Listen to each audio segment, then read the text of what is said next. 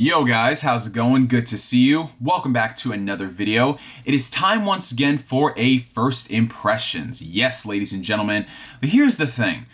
Unlike most first impressions videos that I do, where I play a game for X amount of hours and then I come on here and talk about some of the stuff that I liked and didn't like, ending it off with a general recommendation, I'm not going to be doing that with this game.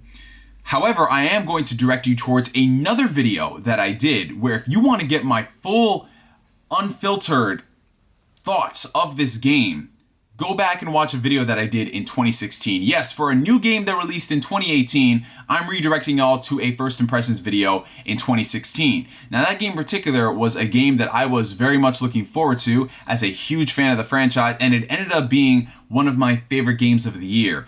That game being Digimon Story Cyber Sleuth. Now I know that I have a lot of new subscribers who probably haven't checked out that video, so I'm going to try to catch you guys up to speed the best way that I can. This is a game that I've been looking forward to for a very long time.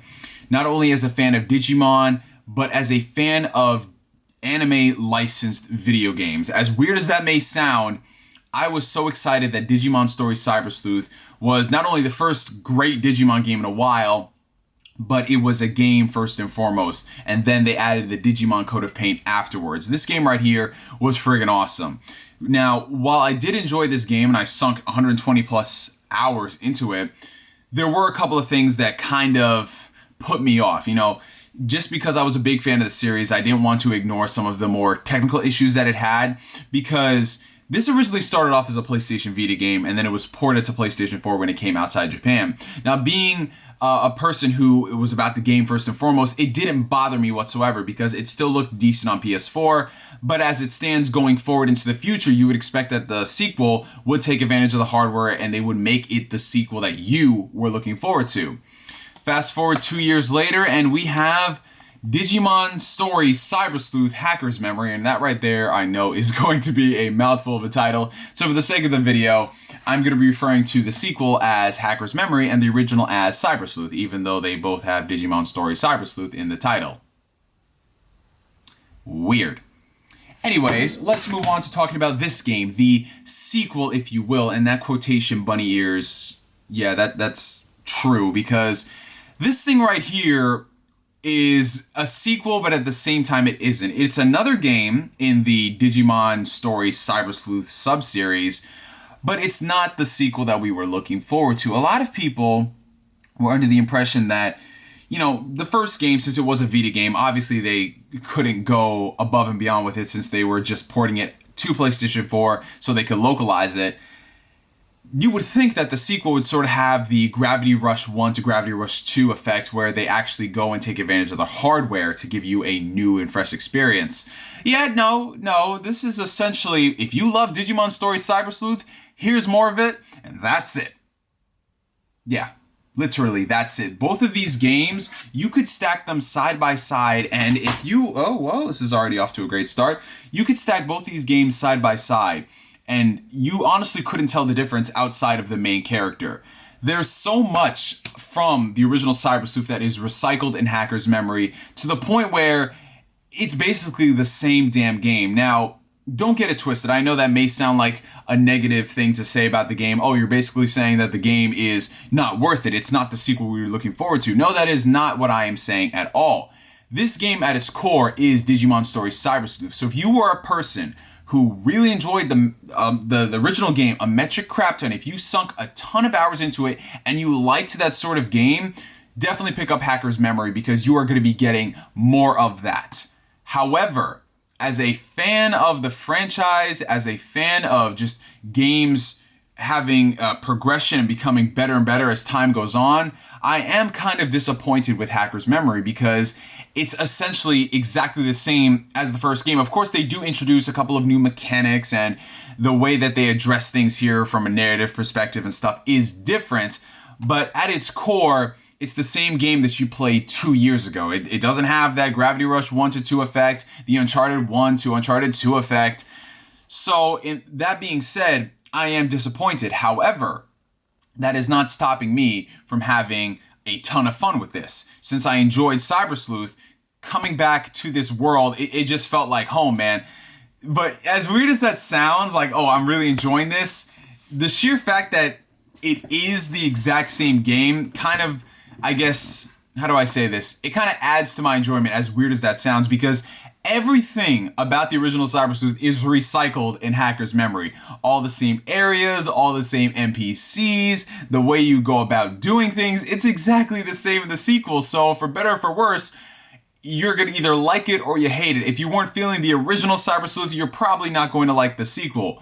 Whereas if you enjoyed Cyber Sleuth and you just want to get straight into the action, Hacker's Memory is like the best game for you, because this game is not made for newcomers to the series. The original Cyber Sleuth, in my personal opinion, was made for not only Digimon fans, but people who were just picking it up for the very first time. The first like 10, 15, 20 hours of the game is very tutorial driven. They're always explaining the mechanics and the ways that you do things, which is to be expected when you are coming out with this brand new game. Hacker's Memory, on the other hand, is like, shit, man, you guys know why, you know why I'm here. You know why I'm here. So they don't try to bog anything down. It gets straight into the action. So if you know how to do things, you're good to go. If you just pick this up on a whim because you heard a lot of people like the first game, oh, please don't do that. Please don't. Oh, baby, what is you doing? Go back and pick up the first game, because you'll get a better understanding of the way things work out. So being a fan of it, I actually like that, because it's not just bogging you down with the things that you already know. This is, for the most part, a niche franchise. So the people who are playing this are going to be the ones who know everything about it. So in that respect, I really do like that. However, there are a couple of things done differently with Hacker's Memory than the original Cyber Sleuth that I'm not really feeling. First and foremost, I think that the story as a whole is kind of a mess, but not the mess in the sense that you're thinking like, oh, that means the story sucks. No, the story itself has a lot of good high points to it. The characters, I think, are really well done. They're focusing more on the hacker side of things as opposed to having just the main protagonist and his merry band of companions. This one is focusing on an entirely different group of people. And what's really interesting about the story is that it runs parallel to the events of the original Cyber Sleuth. So you're going to be going through this game, they're going to be referencing things that happened in the original Cyber Sleuth, and your entire enjoyment out of the game is going to be predicated on whether or not you picked up Cyber Sleuth and you finished it, because they ain't explaining jack shit. Like I mentioned with the combat, they don't explain stuff. With the story itself, bro, you gotta go check out that Wikipedia if you want to get a good understanding of things. Like I said, for better or for worse, you know what I'm saying? So in that respect, it kind of relies on you knowing stuff about Cyber Sleuth and the events there to understand what these characters are going through. So in that case, the pacing is kind of wonky, because you're going towards, you're entering the territory that I had kind of a problem with in the original Cyber Sleuth.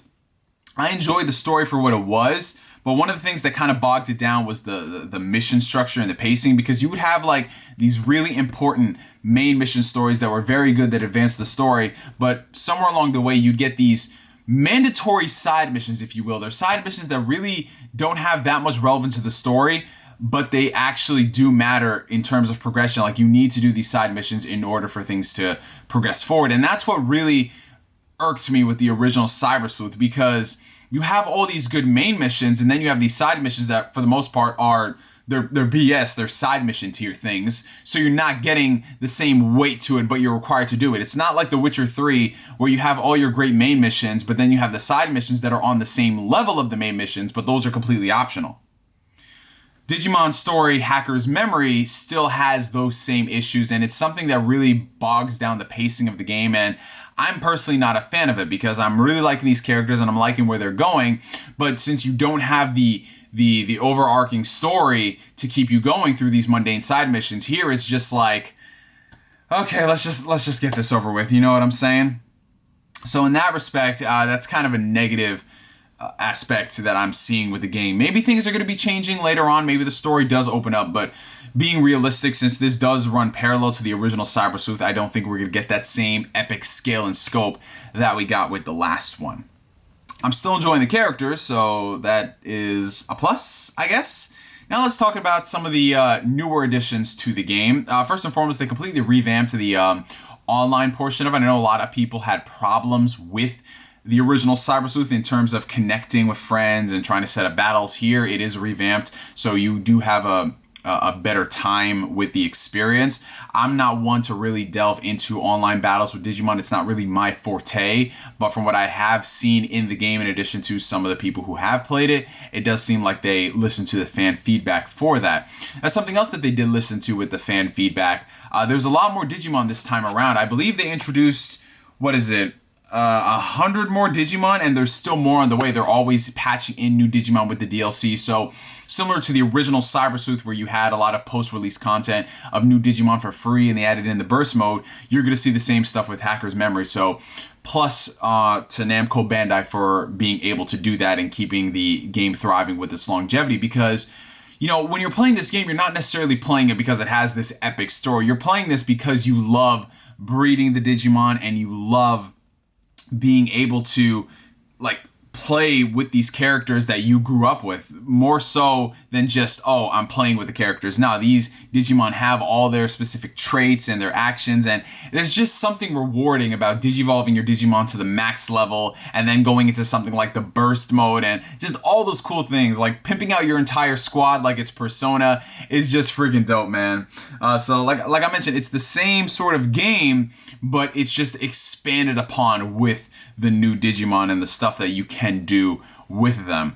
A new thing that they did introduce to the game that is, in my personal opinion, kind of pointless is they got this thing called Dominion Battles, which is how they're trying to switch things up so you're not just going into random battle after random battle. Basically, when you come across certain enemies, you enter into this sort of tactical field where it's all about controlling the field at large. So you have your 3 team members and the enemy has their 3 team members. I forgot the exact number of people you can have on your squad.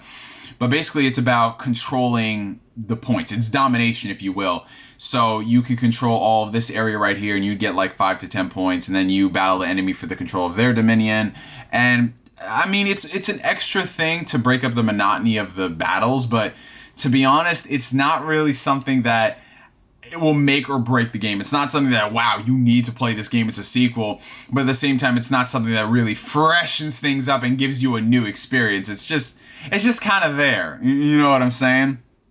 And other than that, man, that's all I really got to say about Digimon Hacker's Memory, bro. If you liked the first game a lot, then I think you're going to enjoy this one because it is more of the same. But I can totally understand why people are going to skip this or they're going to wait for it to price drop, because it's essentially DLC put onto a disc and retailing for $59.99. I think the price of this game is kind of ridiculous when you consider the amount of content you're getting in this compared to the first one. But that being said, if it's like Cyber Sleuth and I'm going to be getting 100 plus hours, it's kind of like one of those things that's like, okay, I'll deal with it. And I only paid $40 for this one since I have, Best Buy Gamers Club unlocked and I had some coupons. So $40 for this. Totally worth it in my opinion. Also, shout out to Bandai Namco for actually hooking me up with a review copy. I should have mentioned this earlier in the video, but as soon as I bought the game, a couple days later, they slid in my DMs and they're like, "Hey Neo, we know you're really looking forward to Digimon, so well, here's a review copy." Thanks. After I already bought the game, but I was gonna buy this anyway. First and foremost, it's a Digimon game, so I will be there day one if it's a quality one, and second, physical master race, you know what I'm saying? But yeah, you guys, that's all I gotta say on Digimon Story Hacker's Memory.